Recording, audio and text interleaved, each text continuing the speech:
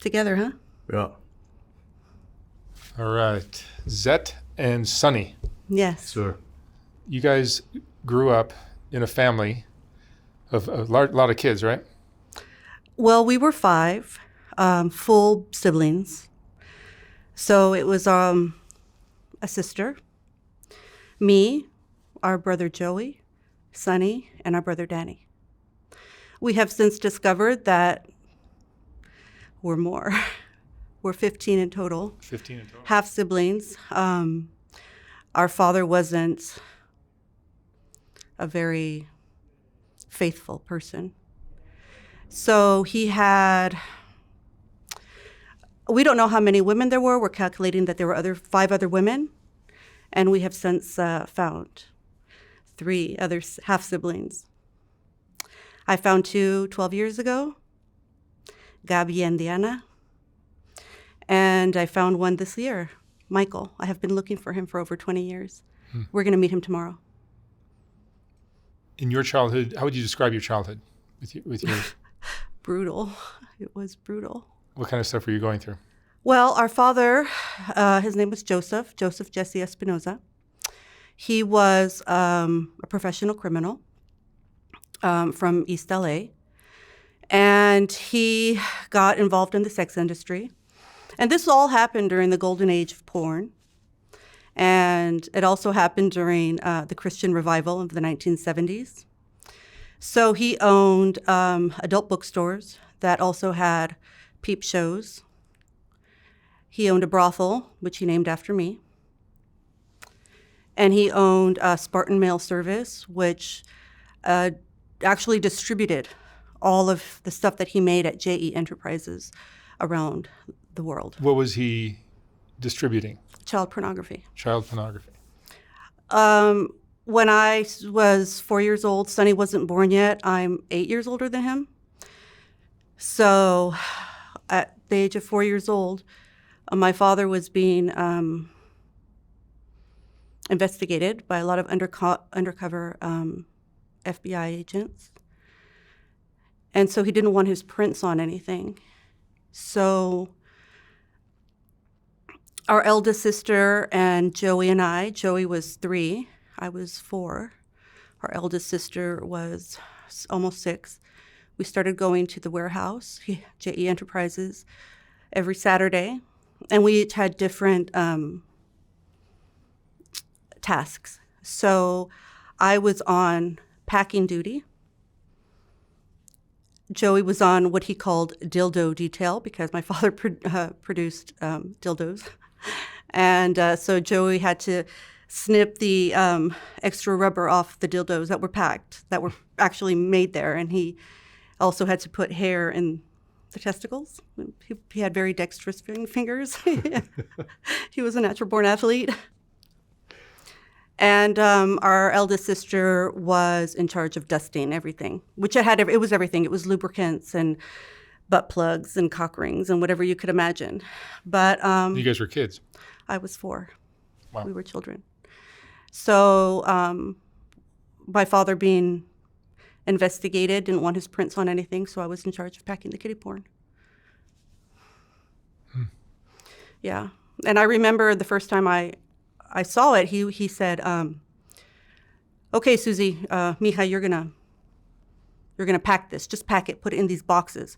And he handed me everything like without really touching it. So I remember the tape was around a pen. That's how he gave it to me. And he gave me orders how to pack it, and then he left. But the cover of one of the magazines was called Lollipop, from the Lollipop series. And I looked at it and I wanted to see what was inside. And it was children my age and younger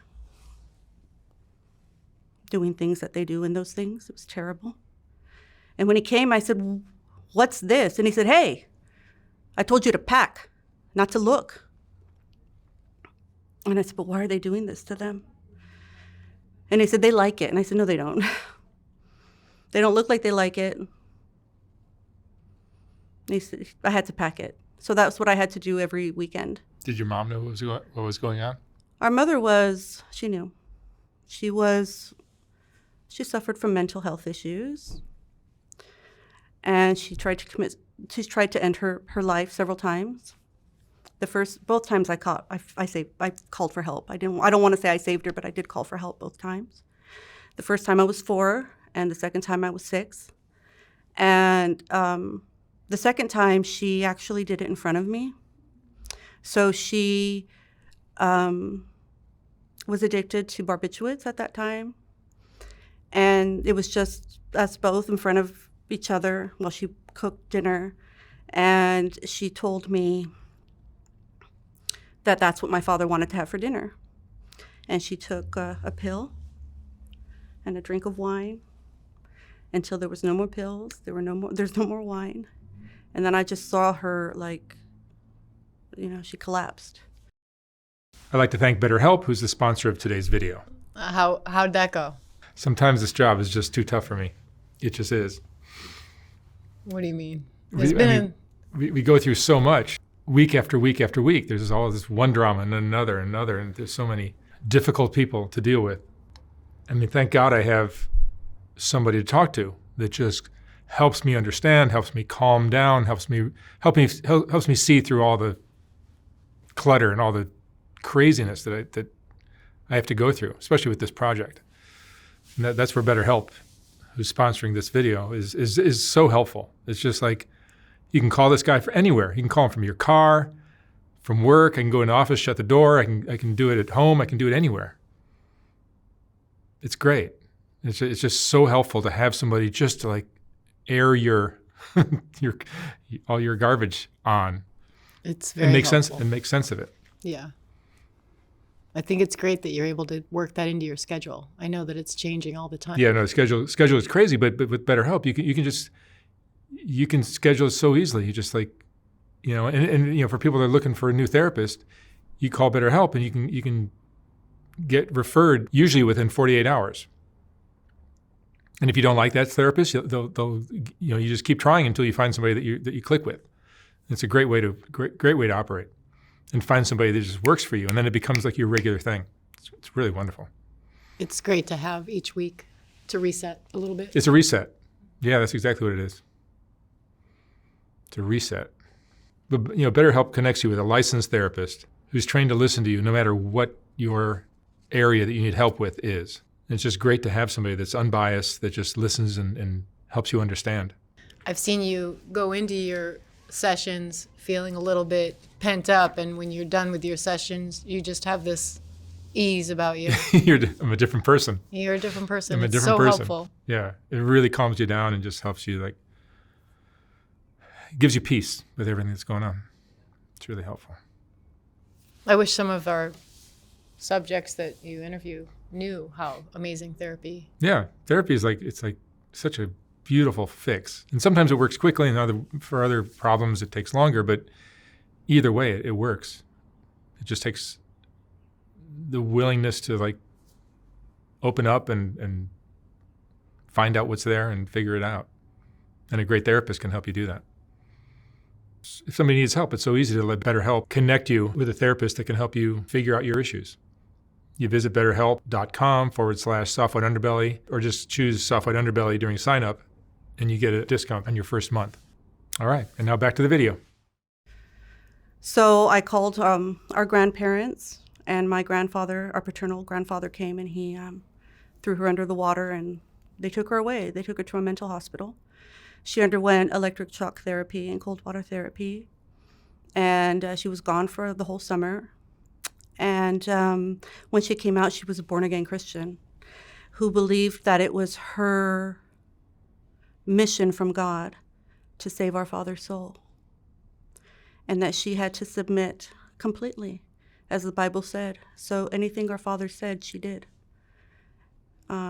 She then believed that he was possessed by the devil, because our mother became an LA exorcist. And so she would bring people over to our house to exorcise demons in our living room. And then she would ask me to accompany her to exorcise my father. Yeah. So we did that behind his back. I saw some crazy stuff. A lot of stories there, yeah. Now, Sonny, you're a bit younger than your sister. Yes, sir. But you remember some of this as well? Oh, yes, absolutely. What was your dad like? Very aggressive. He was charming, handsome, very large. He had his moments. You know, he definitely liked to take it out on us a lot, especially on my mother. All business. Loved money. And, you know, it's just like if it's very structured, very disciplined, very military-like. He was military, of course, and Yeah. you know, so He was us. He was in the military. He's a war hero. Yeah, he was a war hero. He's a combat veteran for the Vietnam War. Oh, is Did that two right? tours. Yeah. Oh, wow. Paratrooper. Yeah. So yeah, he would basically treat us like we're cadets, you know. And he's the boss. It's like I say jump, you know, you say how high. Like there's no doubt about it. Keep your mouth shut. You know, you don't ask questions. Don't look at me. Like we couldn't talk at the table. We couldn't. We had smile. to kiss his hand. Yeah. Yeah, we had to kiss his hand. And I mean, he was letting us watch movies such as like Exorcist when we were young. Nothing but war movies, military movies, mafia movies. I mean, he named me after Sonny Corleone in The Godfather. And he just, you know, when he was drinking, it was either you got the happy side of him, but then again, he turned into this monster, you know? I mean, it's kind of hard to explain it. I mean, it's this guy, he thought everything was a joke, you know? I mean, it was serious, but like he just kind of laughed at anything that was wrong. You know, he got a kick out of it. You know, he loved what he was doing. He knew it was wrong. What he was getting away with. Exactly. Well said. You know, he was like Billy the Kid. You know, that's the way I consider my dad. He's just straight up. Gangster. Did law enforcement come into the picture at any point? All the time. Oh, yeah. All the time. We were trained since we were very young not to open the doors, not to talk. Us being here is we're breaking the first commandment. We're here to break the curse. We are here to break the curse. We are. Yeah. Have you ever talked about this before? No. No, I've always kept my mouth shut. we always No. keep our mouth shut. So this is the first time you guys are really telling the This story. is the first time we are telling our story. We've been, we're just ready to be free, man. Yes, it's been- when you have a parent. Yeah, I'm so sorry. Let's go. Oh, please. When you have a parent who has hurt so many families, he has destroyed souls. I mean, those poor kids. It's never left me. What I saw that day and what I saw afterwards, what he did to those children. Was he shooting this stuff or just selling it? He was producing and distributing it, Both. and he got caught. He was convicted. Several times. And what happened with that? Well, okay, so he opened a bookstore in 1975 called El Cid Bookstore in Alhambra, and immediately a hero named Barbara Messina organized hundreds of picketers to picket his store. She then created an organization called People Against Obscenity. And what she was a burr on my father's pants. He just couldn't get rid of her. It became personal. And when it became personal, it became messy for him, and he lost his cool. So that fight started the roll downhill, of which he started losing his temper.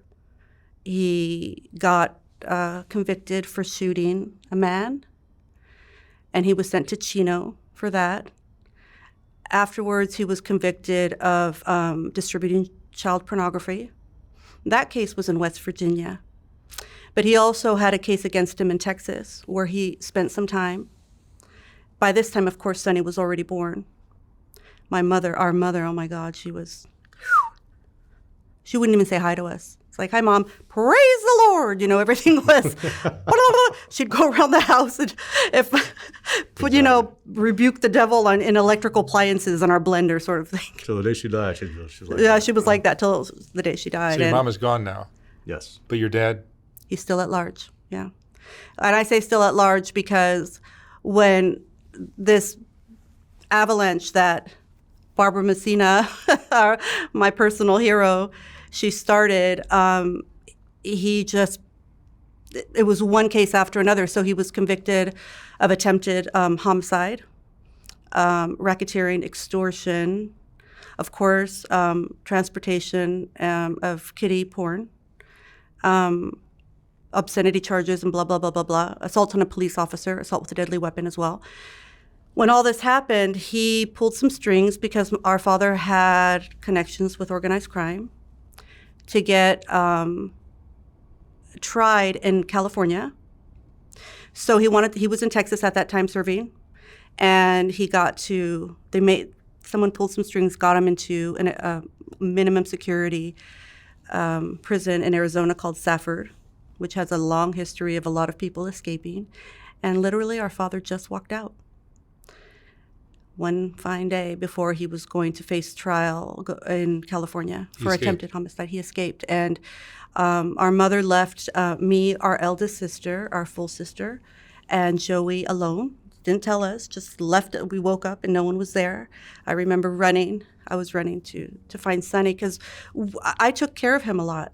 And I remember like running and seeing his crib in just a sheet. He wasn't there. But Sonny can tell you what happened because our mom took Sonny to go pick up our dad and cross the border. We did it in a Mercedes. My dad's Mercedes, of all things. Like, come on. he was wealthy? Yeah. Very. Very. I mean, if you're going to escape, you might as well do it in style, right? I think about it now. I'm like, oh my God, you escape from prison, you pick him up in a Mercedes. That's incredible. I know it was a Mercedes because I remember pushing, there was an emergency button for the emergency lights to go on. And my dad was the only one who had that in the car. It was leather.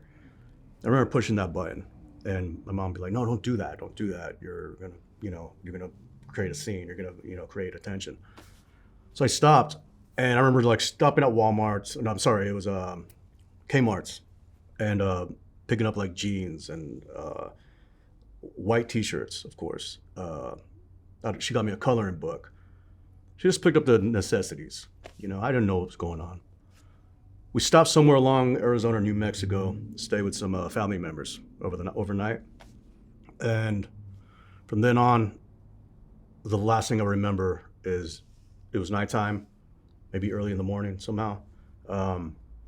She told me to get in the back seat and just act like I was asleep. Right, and I had to stay under the covers the whole time. Next thing I know, she's just slowing down. I remember seeing lights and hearing helicopters. And all of a sudden, my mom just honks. I remember this perfectly. My dad jumps in out of the blue, and he's like yelling at her. Just like, what the fuck are you doing? Like, what got it? Like, almost like hitting her, almost. And I go, Daddy, what's going on? And he's like, what? And then he gets mad at her. It's like, what the hell is he doing? Like, still, he's like, go back to sleep. Just shut up. So then they take off, and I remember him turning up the radio and hearing this song. It's always been stuck in my head, and it's Maybe by the Chantels. It's an oldie but goodie. So we're going, and I'm peeking, right? And he's taking off his clothes, his jail clothes, throwing them out the window, putting on his jeans and the white shirt. And I asked my Daddy, what are you doing? And he goes, I told you to go to sleep. Shut up. I just quit my job. So we're going, and I'm seeing him loading up a .357, which is one of his favorite guns, by the way. And bullets are just falling, and he's like, boom, boom, boom. He's like loading up just in case. I remember the bullets just like kind of rolling underneath the seat and me picking one up and just like underneath the covers, just kind of playing with a bullet. We stopped by several motels, constant yelling, constant beatings, my mom being beaten. Remember stopping by a lot of like ranches on the way. Seen muddy waters. A kid crying on like a portable toilet, you know. It's just like, it looked like the place just went through war. It was like it was a hideout for him somehow. A little remember bits and pieces of that. And then Susie comes along. Yeah, so we were left at home. After 3 days, our grandfather picked us up, our paternal grandfather. And of course, you know, the police were coming and they were banging on the windows with their flashlights and looking in, and we all hid because we were trained for that. So we had no food in the house. And so we ate, thank God, California. We ate avocados and pomegranates and plum trees from our garden. And then our grandfather picked us up and he just separated us. So Joey and I went with an uncle. We don't know where our sister went. And we were there for almost 2.5 months. I was so happy. I felt free. It was the first time in my life. I mean, I miss Sonny. I was like, oh, thank God, you know, they're gone. I never have to deal with them again. And then one day they said they were taking us to Disneyland, and actually they crossed us to TJ. We went to Tijuana, and there were our parents with Sonny, and I was furious. I didn't want to be there. I acted up, words my mom used. I was just angry. I didn't want to be there. And our father said, yeah, you're coming with me. And he forced me to go to the bathroom, strip down, and they taped money around me like this, and they stuffed his diaper, and we were on the road together. The transporting of money and taping it to our bodies didn't stop for years. Yeah, that went on forever. Yeah. Really? Yeah. Yeah. Including me having to hide guns taped to my legs, handguns. Yeah, me and, too. Act like I'm asleep throughout every time we had to cross a border. Because we would take a lot of road trips. But Yeah, so we ended up getting to a certain city in Mexico, and while we were there, he met up with some contacts. One of them was we call him Joe the Pedo. Oh, yeah, he yeah. was he owned a language school, I believe. yeah, he owned a school. And the other one who's a general. Smell like garlic. Yeah, he used to swallow whole cloves of garlic. And they are the ones who made it possible for us to purchase new identities as Mexican nationals. And Sonny was very young. Our eldest sister, when she finally showed up, was mute for about a month. Just looked at the air and didn't say anything. And I told Joey, you got to fight. We're going to escape. We're not going to let them take our name. At that point, I thought it was just our name. And our mother was like justifying everything with scripture. You know, Jesus and Mary and Joseph were on the run, and I have to submit to my husband. That's what the Bible says. And she was just a complete fanatic at that time of her life. Poor thing. And so Joey and I didn't comply. We didn't take the identities. We fought. So our father tortured us. He took away our food at first. And he did it to all of us. So since I said no and Joey said no, he made us all suffer for it at the beginning. So I used to feed Sonny toilet paper. He was hungry. And Yeah, at one point we're in mustard packets. yeah, anything we can get our hands on. Just like a mustard. Yeah, he did it all to break us. And sleep deprivation is what started after that. Yeah. No food, no water, and then of course we were kept in a room. And he just was getting very upset. He got frustrated, right? So he put me and Joey alone in a room, and I was in one bed and Joey was in another bed. And he just opened the door one day. I don't know if it was day or night, but I'm thinking it was night because I was sleeping. And he walked in. He said, "Hi." I said, "Hi." I just knew something bad was coming. He said, "So what's your name?" And I said what my name was. And he said, "Right." And he just like he picked up Joey, and Joey was sleeping. And he just barely woke up before my father knocked him out in front of me. And he just started to beat him in front of me. And I told my father, please stop. I'll do whatever you say. I'll be whoever you want. Just please leave him alone. I felt so guilty, because he was following my order. And he trusted me. And I said, I'll make a deal with you, Dad. I'll be whoever you want. But please give me the blessing to one day go back and get my identity. And he said, yay, you've got balls. And he shook my hand, and it was a deal. And so then I became Susana. And she was my champion. She stepped in. And she kept me sane. It was as though I was put in an oubliette and forgotten. And she was my champion. And it's really funny, because Susana was a lot different than I am today. She didn't have a lisp. I have a lisp. She was ruthless. She never cried, not once.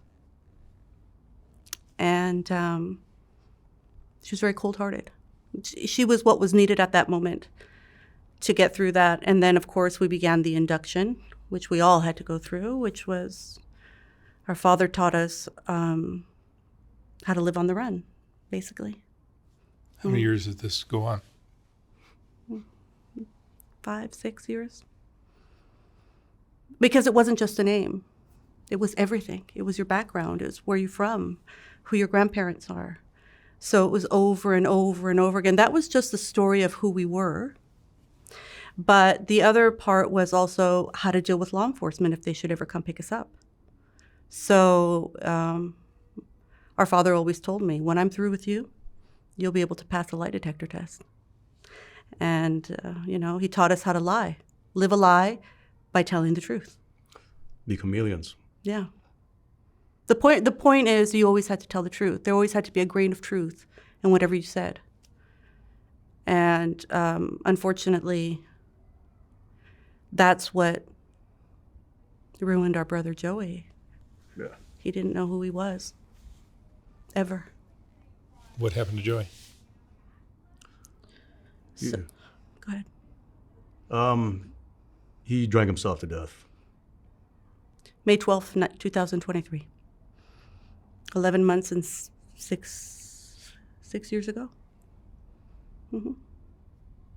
11 months, 6 days ago, sorry. I was about to say. Yeah, sorry. It's still very fresh for us. Yeah. It's still very it is. fresh for us. How did all this stuff that you went through as kids, how do you think it's affected you as adults? Well, I always see it as, there's always something good that comes out of something bad. You just pull yourself out of that bad, you just learn and grow from it, man. You can't let bad shit keep you down. You just gotta roll with it and It's no excuse to be a fuck up. Oh, and no excuse to act like a victim either. No. I got my identity back. I am the only one. Yeah. It probably helped you guys develop a lot of courage, too. It takes a lot of courage to do what you're doing here. Yeah. Thank you. Yeah, thank you. So where do you think your father is now? We know where he is. Oh, yeah, we know. You're protecting him, or you're... No. If anyone should give us a call, Oh, I see. we'll lead the way. Okay. Yeah, I mean, after all this time, I recovered my identity. It wasn't easy. I actually, all the training that he gave us, I actually was able to use it during my FBI interrogations. And because they were still looking for our father at that time. And yeah, so I'm Zeta Espinoza again. So the FBI is still looking for your father? There's still an active warrant for his arrest in El Paso, Texas. Whether or not the U.S. Marshals want to act on that is up to them. We collect his wanted posters. Oh yeah, we're buying them all. We're buying them on eBay. They're our war trophies. Yeah. Yeah, for real. we lost another brother, Danny. He died in October of 2022. He was murdered, and we'll never recover a body. We do believe my father has something to do with that. We're speculating, allegedly. Yeah. We know him well. It's a heavy story. Yeah. Hmm. Does this coming out and talking about this put your life in danger? We don't know. But we'll take that risk. I mean, it's been killing me keeping all this stuff in and I've lost like so many opportunities just by having to hide all the time and just to protect my father. But really, it's like, I got to love myself as well, man. I spent, for 40 years, I was like, not only did he kidnap us, but we worked for him. And, it's like after we worked for our father, I mean, we can do anything. Yeah. You know what I mean? Like, we could literally work for him. We can do anything. We can get through anything. And But by the grace of God. yeah.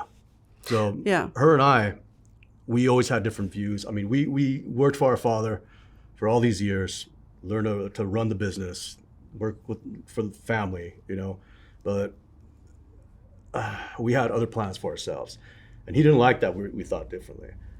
But we did it anyways. We never wanted to, but we did it anyways because we had no other choice. It's like, he's like, this is what you got to do. This is what we're doing. Just keep your mouth shut. Like, just shut up. He had his way of talking with us. So we're like, damn, all right, Yes. And if not, then who knows what would have happened to us if we didn't. Yeah. And so right now, Sonny is actively trying to regain his identity, his true identity. It's like Jason Bourne. Yeah, he's actually a ghost in the system at the moment. You told me he doesn't have a last name. He doesn't have a last name at the moment. No. We've gone all legal, ways to recover his identity. I mean, anything, DNA tests on my behalf or whatever. But his very awesome lawyer, Adela, she told us, listen, at this point you have two choices. We either get your dad and we force him into a DNA test, or you go public. So here we are. Here we are, Mark. Thank you. Sure. Thank you. What was the most disturbing thing you went through as kids with your dad?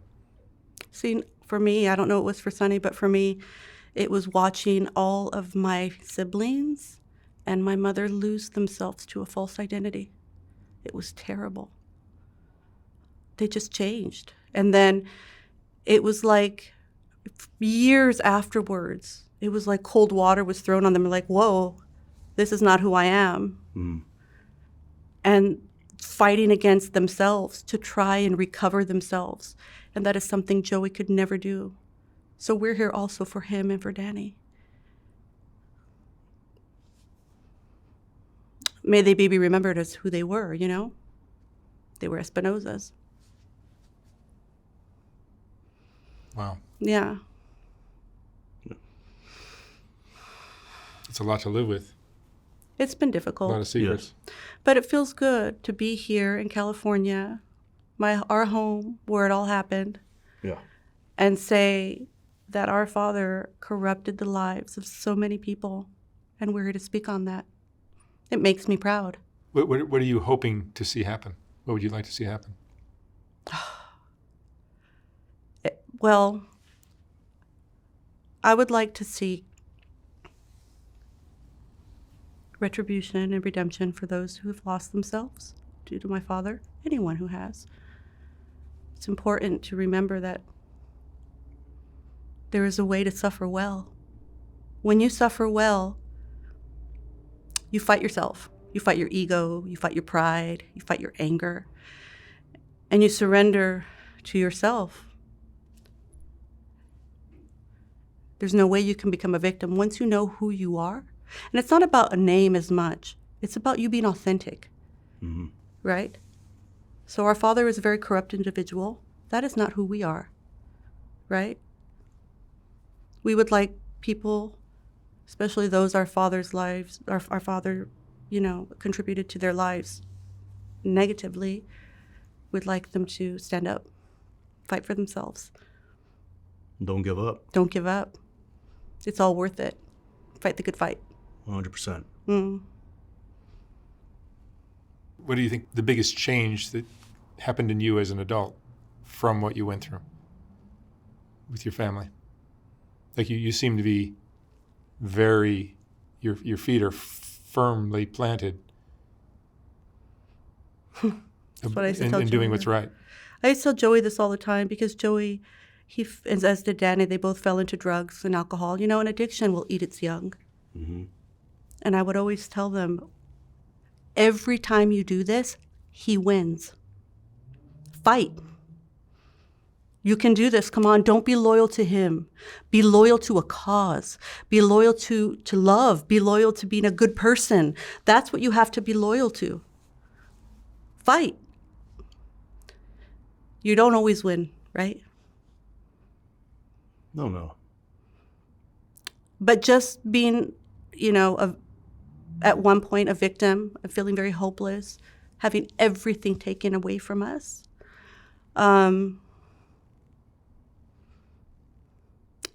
What can I say? You don't give up. Ever.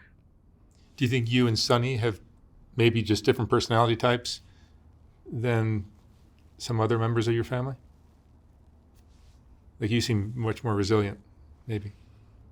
Well, I'm in therapy. I've always been in therapy forever. They have mentioned, yes, that it could be something that you're born with, a kind of resilience. I don't want to believe that. You just seem like a very strong woman. I mean, Thank you. Thank you. Thank you. Well, We are his children, aren't we? that's right. Yeah. Just backfired on him. Well, He was training us to be crime bosses. that strength can be directed towards good or evil. It's all in the choices you make. That's right. It's all in the choices you make. Now, of course, we're not perfect. We've messed up enough. But most of the harm that we've done in our lives has been to ourselves. Yeah. Yep. And That's everyone. yeah, exactly. So when you have suffered long enough, that's what we know. We have suffered our whole lives for a criminal. It's very disgraceful. Were there good memories of your childhood with your parents? Mostly with our extended family, right? Like our Right, uncles. Our father came from a very colorful family. And I just loved our grandfather and our uncles, his brothers. I mean, we don't speak with them because that's just another thing our father destroyed. But from what we can gather on social media, they are good men, good parents. They have good kids. Those are our best memories with them. Mm-hmm.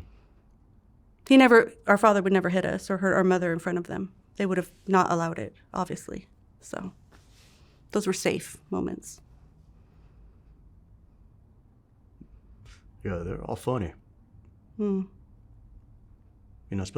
always going to remember that one time where it was all of us siblings with our cousins just kind of hanging out. Yeah. And it was my father and our uncles, grandfather, and they just yell out like, "Hey, stupid!" And all of us turn around like, yeah. He's like, "Not you, dummy, the other stupid." Yeah. It's like, okay, well, what do we do? Like, who goes first? Yeah, like, what's yeah. going on here? Yeah. There's a lot of laughter. We always find the joy in things and try to laugh. Oh, yeah. That's always- important. yeah. We're always laughing. Yeah. Yeah. Always gotta, look at the bright side of life. Yeah, for sure. Because bad stuff, nothing's temporary. And Everything's temporary. but yeah, I'm sorry. Yeah, like we're both like blah, blah, blah, right? It's the nerves. Everything is temporary, Yeah. including the bad moments. So thank you for correcting Your my- mom's losing your mind was probably a product of your dad's strong personality and his actions. Same thing with your brothers. Our dad, so he was in juvie. So like, I asked his mother once, this is before she passed. I was like, whatever happened to him? Like, what happened to him? She said, I don't know. He was born that way. So he was he liked making fires since he was like 7 or 8 years old. And he ended up in juvie. And then he wanted to be a cop. They rejected him. Yeah, they rejected him because he kept on failing all the tests. They said he was too aggressive. So one guy told him, if you want to serve your country, join the war. He did that well. That's the one thing I am proud about, that our father served our country. I mean, he was But you're hoping somebody finds him and he gets caught? I don't care. Whatever happens, happens. I'm not going to focus on that. I need to focus on lifting up. There are others of us, more brothers and sisters that I'm still looking for. Getting his identity back. We have to focus on what's at hand. We can't focus about that. No, it's whatever happens, happens. Keep moving. Can't stay stuck. Yeah. We're just going to do the right thing. That's the most important thing. You got to do the right thing. Bring honor back to our bloodline, for sure. We got to break this curse. All right. Zet and Sonny, Yes, sir. thank you so much for sharing your story. Thank you, Mark. Thank you. I think you have a book and a movie here. Absolutely. Thank you so much. Fascinating Mark. story. Thank you. Thank you, Mark.